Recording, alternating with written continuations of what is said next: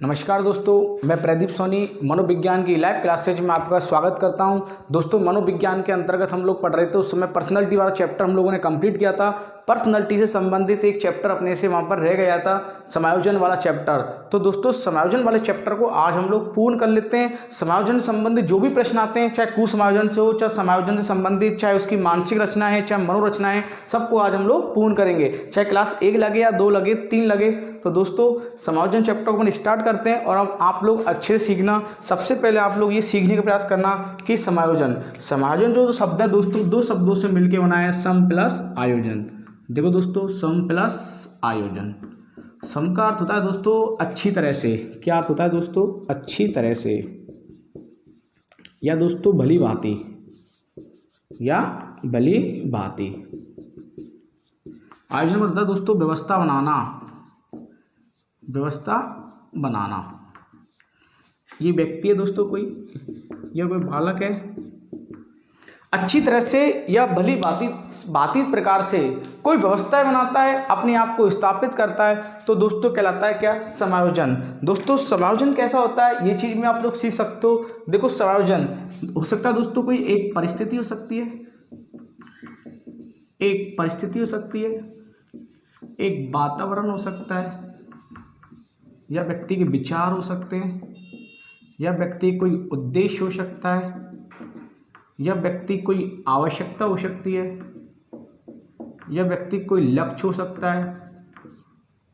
कहने का मतलब है कि दोस्तों अपने आप, एक व्यक्ति अपने आप को, जैसे मान लो कि कोई व्यक्ति है, अपने आप को या अपने विचारों को विभिन्न परिस्थिति में समायोजित कर लेता है, न चाहते हुए भी, तो दोस्तों वो कहलाता है एडजस्टमेंट कहलाता है। अच्छी तरह से भी कर लेता है। देखो, सम यानी अच्छी तरह से, आयोजन का मतलब होता है दोस्तों व्यवस्था बनाना। अच्छी तरह से अपने आप को क्या करना दोस्तों? स्थापित करना। क्या कहलाएगा? समायोजन कहलाएगा। दोस्तों, कभी कभी क्या होता है पेपर में समायोजन, जैसे मान लो पेपर में समायोजन शब्द नहीं आया, समायोजन शब्द नहीं आया, तो इससे जो रिलेटिव शब्द है, इसके जो अपन बात करने जा रहे हैं कि पर्यायवाची जो शब्द हैं वो कौन कौन से हो सकते हैं। अर्थात दोस्तों, समायोजन नहीं आया तो अपने को 2 या 3 शब्द मिल सकते हैं। दोस्तों, सामंजस्यकरण को भी समायोजन कैसे है? सामंजस्यकरण क्या कहलाएगा दोस्तों? समायोजन कहलाएगा। दोस्तों याद रखना इस चीज के लिए कि पेपर में नहीं आया, मान लो व्यवस्थीकरण, व्यवस्थीकरण या अनुकरण, ये दोस्तों कहने का मतलब ये कि ये समायोजन के शब्द हैं। ये समायोजन को मतलब दूसरे 3 नामों से जान सकते हैं। सामंजस्यकरण भी कह सकते हैं, व्यवस्थीकरण भी कह सकते हैं दोस्तों, और क्या कह सकते हैं हम लोग इसको? अनुकरण भी कह सकते हैं। तो एक व्यक्ति अपने आप को या अपने विचारों को विभिन्न परिस्थिति में समायोजित कर लेता है, स्थापित कर लेता है, तो दोस्तों वो कहलाता है क्या? समायोजन। ध्यान रखना, पेपर में सबसे ज़्यादा यदि प्रश्न इंपॉर्टेंट बनता है कि समायोजन व्यक्ति, कौन सा व्यक्ति समायोजित कहलाता है।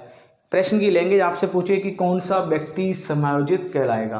क्वेश्चंस को नोट करके लिख लेना आप लोग अच्छी तरह से। कई बार पेपर में प्रश्न आ चुका है कि कौन सा व्यक्ति समायोजित हो सकता है। तो दोस्तों राइट आंसर जाएगा एक व्यक्ति। क्या दोस्तों? एक व्यक्ति इड, एक व्यक्ति इड एवं सुपर ईगो, एक व्यक्ति इड एवं सुपर ईगो, इन दोनों के मध्य संबंध स्थापित कर लेता है। क्या स्थापित कर लेता है दोस्तों? संबंध स्थापित कर लेता है। तो व्यक्ति कैसा कहलाता है दोस्तों? बालक समायोजित कहलाता है। क्वेश्चंस की लैंग्वेज आ जाए, कौन सा बालक समायोजित कहलाएगा? जो व्यक्ति इड और क्या दोस्तों? Super ego. इड का मतलब दोस्तों पहली क्लास में पढ़ चुके हैं हम लोग, एकदम, और सुपर ईगो का मतलब दोस्तों परम अहम। जिस कैंडिडेट ने ये मनोविश्लेषणात्मक सिद्धांत नहीं देखा हुआ है, बैक क्लास में जाके नहीं इस चैप्टर को अच्छे से समझ सकता है। इड और सुपर ईगो के मध्य जो व्यक्ति संबंध स्थापित कर लेता है वो कहलाएगा दोस्तों समायोजित। और दोस्तों मान लो कोई व्यक्ति संबंध स्थापित नहीं कर पाता है, इड और सुपर ईगो के मध्य संबंध स्थापित नहीं कर पाता है, तो दोस्तों वो कहलाएगा क्या? कुसमायोजित। याद रखना, बहुत अच्छे प्रश्न है दोनों। 8 टेट 2011 में प्रश्न आ सका है कि कौन सा व्यक्ति समायोजित कहलाता है? इड और सुपर ईगो के मध्य संबंध स्थापित रखने वाला जो व्यक्ति है वो दोस्तों किस में कहलाया? समायोजित कहलाया। कौन सा व्यक्ति कुसमायोजित कहलाएगा? जो व्यक्ति इड और सुपर ईगो के मध्य संबंध स्थापित नहीं रख सकता वो व्यक्ति कहलाएगा दोस्तों वहां पर कुसमायोजित कहलाएगा। एक मनोवैज्ञानिक का नाम सुना होगा दोस्तों आपने, गेट्स का। क्या दोस्तों, गेट्स का। क्लियर कर चुका हूं मैं आपको कि एक व्यक्ति हुआ कौन, गेट्स। अच्छे से सीखेंगे आप लोग। गेट्स कहता है कि व्यक्ति स्वयं के साथ, एक तो स्वयं के साथ और दोस्तों क्या, वातावरण के साथ अपने आप को स्थापित कर लेता है। एक व्यक्ति स्वयं के साथ और वातावरण के साथ अपने आप को स्थापित कर लेता है तो दोस्तों कहलाता है क्या, समायोजन। प्रश्न की लैंग्वेज आपसे ऐसे भी आ सकती है कि गेट्स ने समायोजन को प्रभावित करने वाले कितने कारक बताए हैं। गेट्स ने समायोजन को प्रभावित करने वाले कितने कारक बताए हैं दोस्तों, 2। क्या कहलाएगा, स्वयं और किसके साथ दोस्तों, वातावरण के साथ। एक नाम सुना होगा दोस्तों आपने, बोरिंग। क्या दोस्तों, बोरिंग भी कहता है कि व्यक्ति, दोस्तों याद रखना जो बताने जा रहा हूं, कि व्यक्ति अपने आप को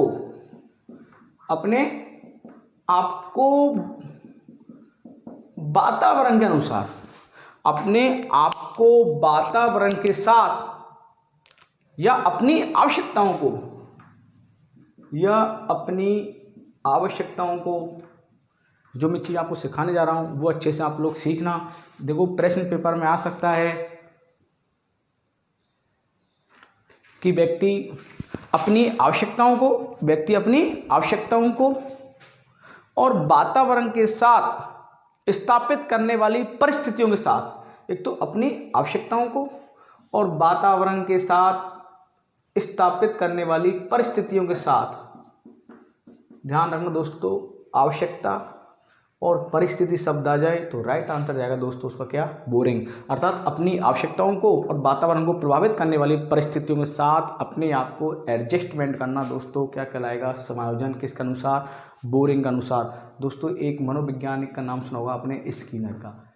किसका दोस्तों, स्किनर ने क्या कहा, अधिगम की योग्यता। अधिगम ही क्या कहलाता है, समायोजन कहलाता है। आप लोग सीख गए, कैसे भी करके सीखे हो, बाइक चलाना सीखे हो, वो क्या कहलाता है दोस्तों, समायोजन। पढ़ना सीख रहे हो, चलना सीख रहे हो, खेलना, खाना, कुछ भी, तो कहने का मतलब ये दोस्तों क्या कहलाएगा, समायोजन कहलाएगा। किसके अनुसार, स्किनर के अनुसार। दोस्तों एक मनोवैज्ञानिक हुआ, आपने सुना होगा, क्रो एंड क्रो। सबसे इंपॉर्टेंट कोटेशन है दोस्तों, क्रो एंड क्रो का, याद रखना। लिख देता हूँ दोस्तों अलग से क्योंकि इंपॉर्टेंट प्रश्न है पेपर में, यहाँ से पेपर में प्रश्न पूछता है। क्रो एंड क्रो कोटेशन कई बार आ चुका है समायोजन का, कि मानवीय अंतर्नोद एवं आंतरिक अभिप्रेरणा, जो चीज़ मैं आपको सिखा रहा हूँ वो चीज़ सीखना। मानवीय अंतर्नोद, 2 शब्द याद रख लेना बस, चैप्टर कंप्लीट हो जाए, ये परिभाषा कंप्लीट हो जाएगी आपकी। क्रो एंड क्रो ने कहा कि मानवीय अंतर्नोद एवं आंतरिक अभिप्रेरणा, एवं 2 शब्द याद रखना बस, मानवीय अंतर्नोद, ये हमने पढ़ चुका दोस्तों चालक के अंतर्गत। मानवीय अंतर्नोद एवं आंतरिक अभिप्रेरणा व्यक्ति को उस लक्ष्य की ओर अग्रसर करती है, उस लक्ष्य की ओर अग्रसर करती है जो व्यक्ति स्वयं के साथ, व्यक्ति किसके साथ दोस्तों, स्वयं के साथ और समाज के साथ संतुष्टि स्थापित कर लेता है। कहने का मतलब है कि एक तो स्वयं के साथ और समाज के अनुरूप अपने आप को एडजस्टमेंट कर लेता है तो दोस्तों कहलाएगा क्या, समायोजन कहलाएगा। किसके अनुसार, क्रो एंड क्रो के अनुसार। मानवीय अंतर्नोद एवं आंतरिक अभिप्रेरणाएं व्यक्ति को उस लक्ष्य की ओर अग्रसर करता है जो व्यक्ति स्वयं के साथ और समाज के साथ संतुष्ट स्थापित कर लेता है तो दोस्तों कहलाएगा क्या, समायोजन कहलाएगा। किसके अनुसार दोस्तों, क्रो एंड क्रो के अनुसार। सर्वश्रेष्ठ कोटेशन है इसका दोस्तों। सबसे अच्छा जो प्रश्न बनने वाला है समायोजन का, कि व्यक्तित्व का निर्माण। क्या दोस्तों, व्यक्तित्व ही समायोजन को सबसे ज्यादा प्रभावित करने वाला कारक है। बहुत इंपॉर्टेंट प्रश्न है कि समायोजन को प्रभावित करने वाला महत्वपूर्ण कारक, याद रखना, नोट डाल के लिख लेना अलग से इस प्रश्न को, समायोजन को प्रभावित करने वाला महत्वपूर्ण कारक। देखो दोस्तों प्रश्न आया, कई बार आ चुका है, समायोजन को प्रभावित करने वाला महत्वपूर्ण कारक कौन सा है। प्रभावित करने वाला दोस्तों कौन सा कारक, महत्वपूर्ण कारक। अपन हम बात करते हैं तो दोस्तों राइट आंसर देखो ऑप्शन में आता है ऐसा, अधिगम, अभिप्रेरणा, बहुत अच्छा प्रश्न दोस्तों, बुद्धि, और दोस्तों चौथा ऑप्शन मिलेगा अपने को व्यक्तित्व।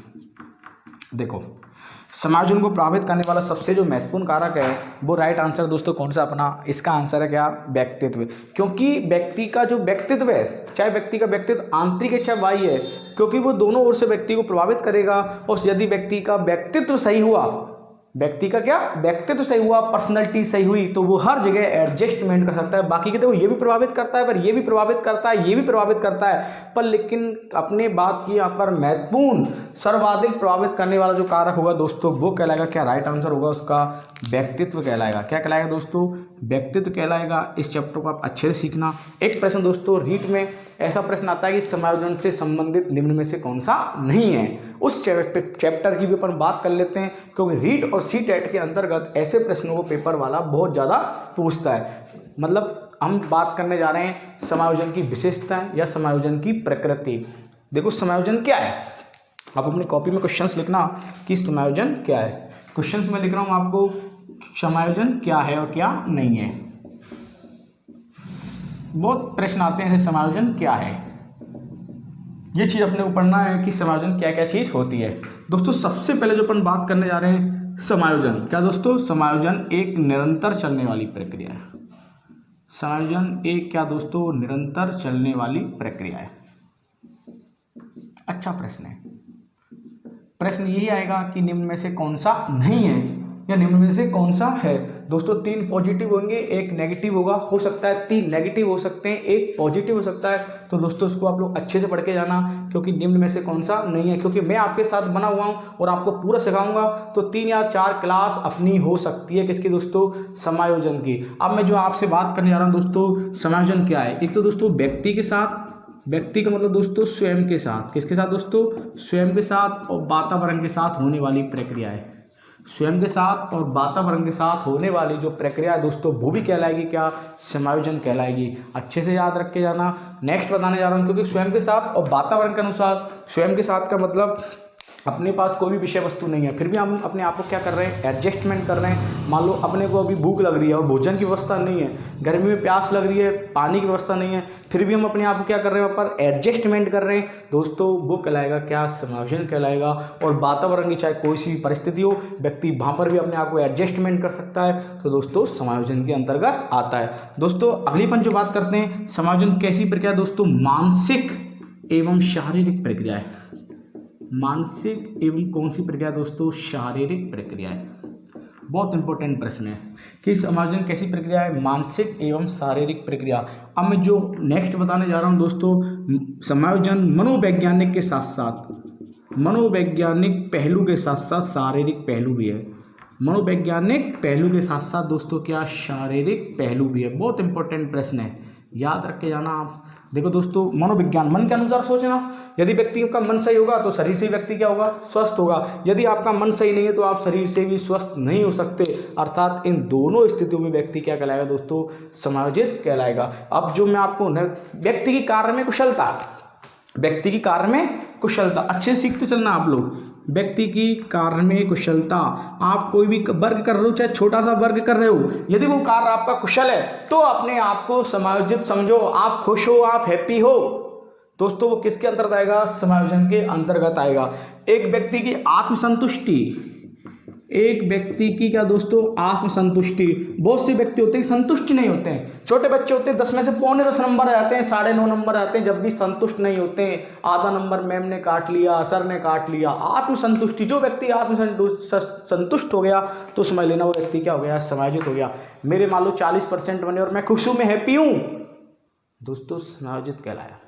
बहुत व्यक्ति होते हैं कि 99-95% आने के बाद भी संतुष्ट नहीं होते दोस्तों, वो कहने का मतलब है कुछ समायोजित ही रहेगा वो अलग। तो ध्यान रखना, आत्मसंतुष्टि भी इसको विशेषता के अंतर्गत आता है। किसके अंतर्गत, समायोजन की विशेषता के अंतर्गत। दोस्तों आत्ममूल्यांकन, क्या दोस्तों, आत्ममूल्यांकन भी किसके अंतर्गत आएगा। अपने आप का मूल्यांकन करना, आप डेली रोज मूल्यांकन करो कि आज मेरे से कितना आ रहा है, वो भी आप क्या कर रहे हो, अपने आप को समायोजित कर रहे हो। कोई बात नहीं, चलो आज अच्छा पढ़ेंगे, आज अच्छा पढ़ेंगे, आज ये क्लास नहीं हुई, तो अपने आप का मूल्यांकन। दोस्तों आपकी रुचियां, आपकी रुचियां, संवेगात्मक स्थिति, आपकी संवेगात्मक स्थिति। संवेग आपको मालूम है दोस्तों, क्रोध, भय, भूख, प्यास, घृणा, ईर्ष्या, कामुकता, कृतिका, एकांकीपन, ये सब किसके अंतर्गत आते हैं दोस्तों? संवेगात्मक के अंतर्गत आते हैं। जब संवेग वाला चैप्टर पढ़ाऊंगा मैं आपको तो उसमें सारी चीजें पढ़ाऊंगा। अभी आप इस चीज रखो कि संवेगात्मक स्थिति भी व्यक्ति क्या कहलाती है? समायोजन कहलाती है।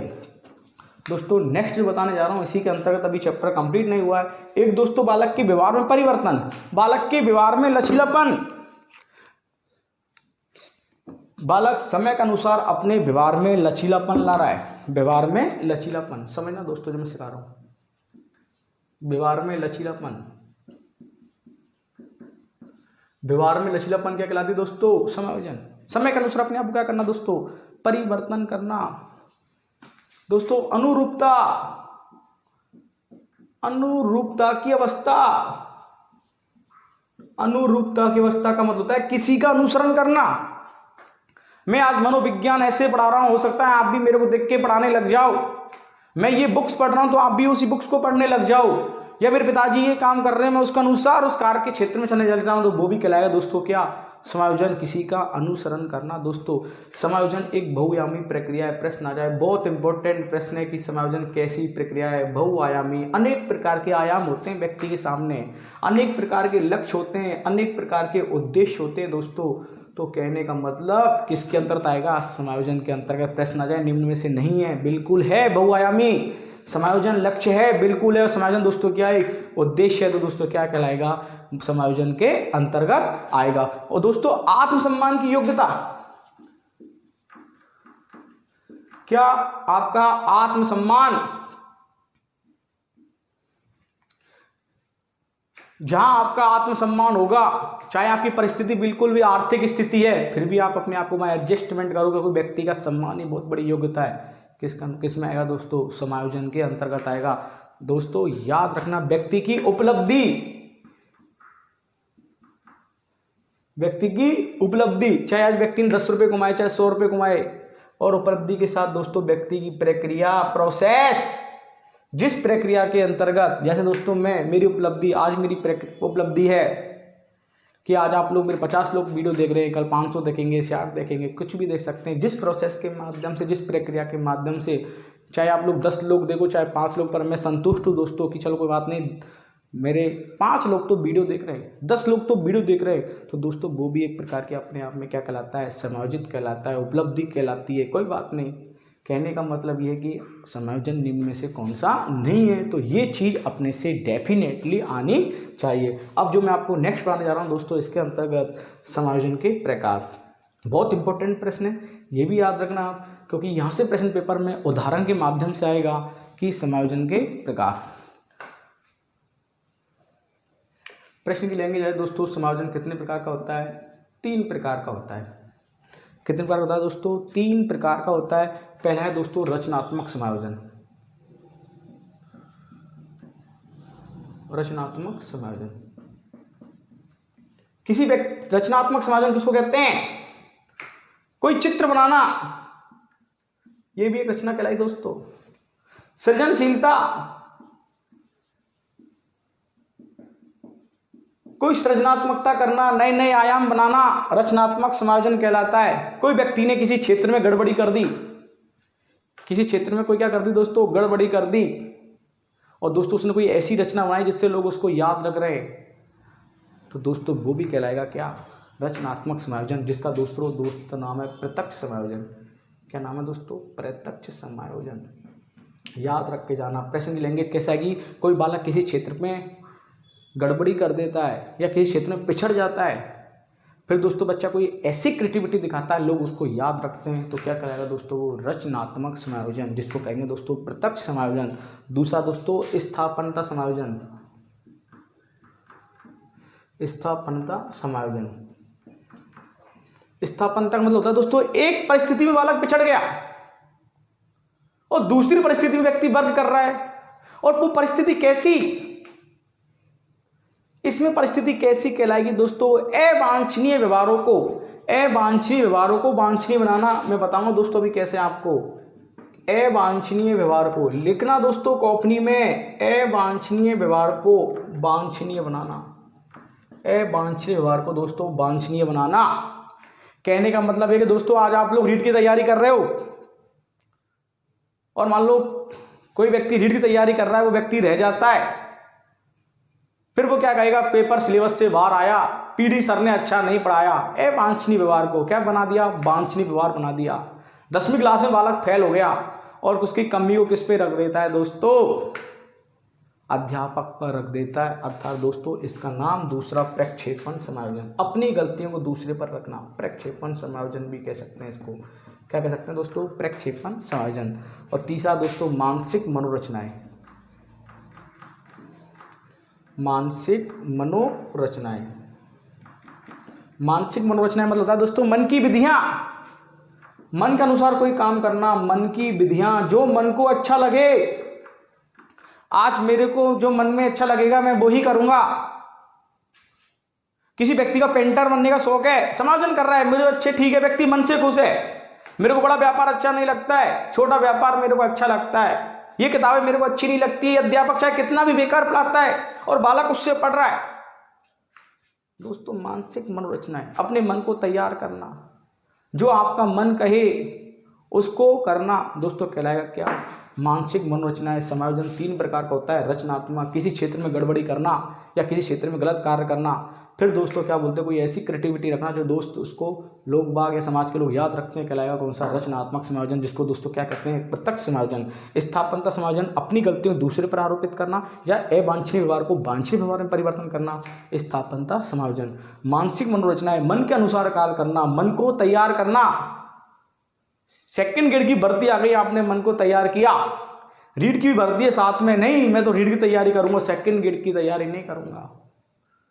दोस्तों मानसिक मनोरचना है, अपना मन संतुष्ट होना चाहिए, वो कहलाएगा दोस्तों क्या, मानसिक मनोरचना है। ये तो दोस्तों समायोजन के मुख्य प्रकार, समायोजन के मुख्य प्रकार। एक प्रश्न ऐसा आता है दोस्तों कि समायोजन के अन्य प्रकार, ये तो मुख्य की बात थी। अब जो मैं आपके सामने बताने जा रहा हूं दोस्तों, समायोजन के अन्य प्रकार। समायोजन के अन्य प्रकार में अपन बात कर लेते हैं दोस्तों। समायोजन के अन्य प्रकार में अपन 3 प्रकार को पढ़ सकते हैं। व्यक्तिगत समायोजन, व्यक्ति स्वयं के साथ स्थापित कर लेता है, अपने आप को संतुष्ट हो जाता है अपने अनुसार, मैंने ये ड्रेस पहनी, चलो अच्छा है, मैं ये किताब पढ़ रहा हूँ, मेरे पास जो भी है जो भी ठीक है, मेरे पास ये मोबाइल है, मैं अच्छा हूँ। अपने आप को संतुष्ट करना कैसे भी करके नहीं, स्वयं के साथ अपने आप को स्थापित कर लेना, क्या कहलाएगा, व्यक्तिगत समायोजन। दूसरा दोस्तों सामाजिक, समाज के अनुरूप, समाज के अनुरूप अपने आप को ढालना।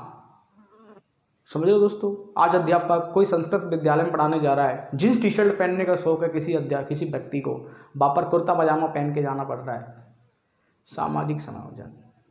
समाज में हम लोग ऐसा नहीं कर सकते, चाहे आप कितने भी फैशनेबल हो, समाज के अनुरूप अपने आप को ढालना सामाजिक समायोजन कहलाएगा। आप समाज में बदलाव लाना चाहते हो पर लेकिन समाज नहीं चाहता, सामाजिक समायोजन।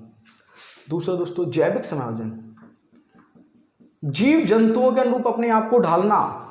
जीव जंतु आपने देखा दोस्तों, मदारी जो लोग होते हैं उनके साथ रहते हैं, भालू हो सकता है, बंदर हो सकता है, जैविक समायोजन। दोस्तों पशुपालन, भैंस गाय वगैरह ये पालते हैं, उनके अनुसार वो अपने आप को, वो उनके अनुसार रहते हैं, जैविक समायोजन। किसी शहर की लड़की का विवाह गांव में पशुपालक के यहाँ पर हो जाए और दोस्तों वो अपने आप को एडजस्टमेंट कर लेती है, जैविक समायोजन। उसने कभी भैंस बकरी वगैरह ऐसा नहीं देखा है, फिर दोस्तों उस घर में मान लो पशुपालन का कार्य हो रहा है तो उसने आपको वहाँ पर क्या समायोजन किया दोस्तों, जीव जंतु के अनुसार अपने आप को ढालना, जैविक समायोजन। अब अपन जो बात करने जा रहे हैं दोस्तों उसके अंतर्गत कि समायोजन के सोपान कितने हैं। बहुत इंपॉर्टेंट प्रश्न है समायोजन के सोपान। समायोजन के सोपान की बात करने जा रहे हैं तो दोस्तों समायोजन 3 प्रकार का होता है। कि समायोजन बनता कैसे है, समायोजन बनता कैसे, ये प्रश्न भी अपने से आना चाहिए कि समायोजन बनता कैसे। तो दोस्तों सबसे पहले समस्या का अंकन करेगा बालक। बच्चा कोई भी वर्क करने लगा, समस्या उत्पन्न हुई, आप रीडी तैयारी कर रहे हो, मनोविज्ञान पढ़ रहे हो, समस्या आएगी, बिल्कुल आई। कोई नया चीज कर रहे हो, कोई नया वर्ग पढ़ रहे हो, नया वर्ग तुरंत नहीं होता, समस्या उत्पन्न होती है, समस्या का अंकन। जब दोस्तों समस्या का अंकन होता है तो दोस्तों निर्णय निर्माण लिया जाता है, निर्णय का निर्माण किया जाता है कि मेरे को इसका अनुरूप कार्य करना है, इस अध्यापक से पढ़ना है या ये वर्ग करना है। और दोस्तों जब व्यक्ति निर्णय ले लेता है तो क्रियान्वयन करने लग जाता है, प्रोसेस करने लग जाता है, क्रियान्वयन करने लग जाता है। मैं भी अपने आप को समायोजित कर रहा हूँ। सबसे पहले जब मैंने यूट्यूब पे पढ़ाने के माध्यम से पढ़ाना चाहा समस्या उत्पन्न हुई। अब बुक लिख रहा हूँ आप लोगों के लिए, समस्या उत्पन्न हो रही है। अब मेरे को इस तरीक़ा से पढ़ाना है, इस तरीक़ा से बुक्स लिखनी है कि स्टूडेंट्स के क्या बोलते हैं समस्या उत्पन्न नहीं हो, निर्णय लेना। और दोस्तों फिर बाद में किस प्रोसेस के माध्यम से, किस कार्य के माध्यम से जो व्यक्ति समाज स्थापित कर लेता है वो कहलाएगा दोस्तों क्या, सोपान कहलाएगा। तो प्रश्न आ जाए निम्न में से कौन सा नहीं है, तो दोस्तों बेफिक्र करना आप समस्या का अंकन, निर्णय निर्माण और क्या, क्रियान्वयन। अब इसमें अपन समायोजन में नेक्स्ट चैप्टर पढ़ने जा रहे हैं, वो है दोस्तों समायोजन के क्षेत्र। यही प्रश्न आएगा निम्न में से समायोजन का क्षेत्र कौन सा नहीं है, निम्न में से समायोजन का क्षेत्र कौन सा नहीं है। तो दोस्तों बात करने जा रहे हैं समायोजन का क्षेत्र, समायोजन के क्षेत्र। दोस्तों विद्यालय समायोजन, विद्यालय समायोजन जिसको दोस्तों स्कूल समायोजन कहते हैं, स्कूल एडजस्टमेंट। गांव से बाहर विद्यालय, प्राइवेट सरकारी विद्यालय में पढ़ाई नहीं हो रही है, फिर भी गांव वाले बच्चों को भेज रहे हैं, अध्यापक नहीं है। सरकार की भर्तियों के अंतर्गत स्कूल में अध्यापक का स्टाफ 20-22 का होना चाहिए, पर लेकिन स्टाफ क्या है 5 या 6। बहुत से स्कूल ऐसे हैं कि जिसमें क्या बोलते हैं एक ही अध्यापक होता है, 2 ही अध्यापक होते हैं, फिर भी दोस्तों वहाँ पर अपने आप को माता पिताओं को एडजस्टमेंट करना पड़ रहा है दोस्तों, वो कहलाएगा विद्यालय समायोजन। घरेलू समायोजन क्या दोस्तों, घरेलू घर की परिस्थिति के अनुसार भी अपने आप को ढालना क्या कहलाएगा दोस्तों, घरेलू समायोजन, जिसको कहते हैं गृह समायोजन, होम एडजस्टमेंट। संवेगात्मक समायोजन, संवेगात्मक समायोजन, मेरे को बहुत ज़्यादा भूख लगी हुई है और मैं आपके घर पर आया हुआ हूँ, तो एक बार आप ये पूछोगे सर खाना खाओगे क्या, दोस्तों मैं भी मना कर दूंगा नहीं, अभी खाना खाया हुआ है। संवेगों में परिवर्तन, अपने आप को एडजस्टमेंट करना, संवेगात्मक समायोजन। दोस्तों सामाजिक, इसकी चर्चा हम कर चुके हैं, समाज के अनुरूप अपने आप को ढालना क्या कहलाएगा दोस्तों, सामाजिक समायोजन। विद्यालय दोस्तों शारीरिक, शारीरिक समायोजन, व्यक्ति शरीर के किसी भी अंग से विकृत है, विकलांग है, आँख से दिख नहीं सकता, पैर से चल नहीं सकता, हाथ से लिख नहीं सकता, फिर भी दोस्तों एडजस्टमेंट कर रहा है, शारीरिक समायोजन। और दोस्तों यदि आप इसमें कह सकते हो लैंगिक समायोजन, लैंगिक समायोजन भी इसमें आएगा।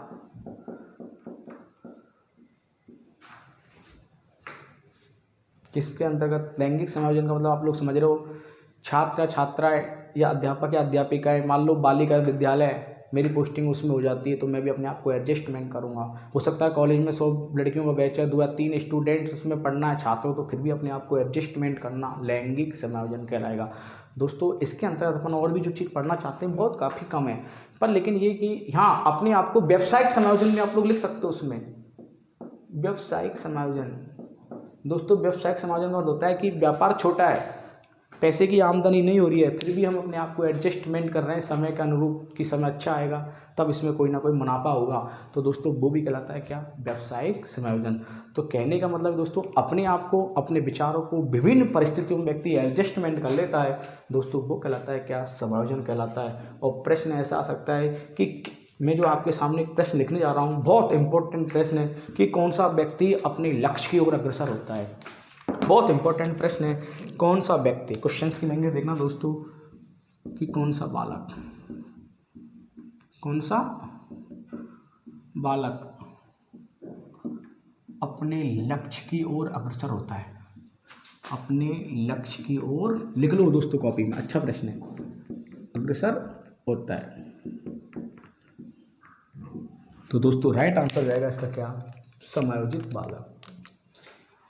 जो व्यक्ति समायोजित हो गया वो समझ लेना उस व्यक्ति को लक्ष्य मिल गया, समायोजित बालक। दोस्तों आज की क्लास में अपने समायोजन के बारे में चैप्टर में पढ़ लिया कि समायोजन क्या है। अभी इसमें बहुत काफ़ी है, कल कुसमायोजन पढ़ेंगे, समायोजन को प्रभावित करने वाले कारक पढ़ेंगे, मनोरचनाएं पढ़ेंगे। दोस्तों चैप्टर में से प्रश्न पेपर डेफिनेटली आएगा, आप इसको हल्के में मत लेना। और दोस्तों क्लास अच्छी लगी तो सबसे पहले क्लास को आप लाइक कर दीजिए, और दोस्तों को आप जब जैसे क्लास आपके पास लिंक आ जाता है तो सबसे पहले आप क्लास की लिंक को शेयर किया करो, जैसे दोस्त आपसे और भी दोस्त आपसे जुड़े। तो दोस्तों क्लास में बने रहने के लिए आपके लिए थैंक यू।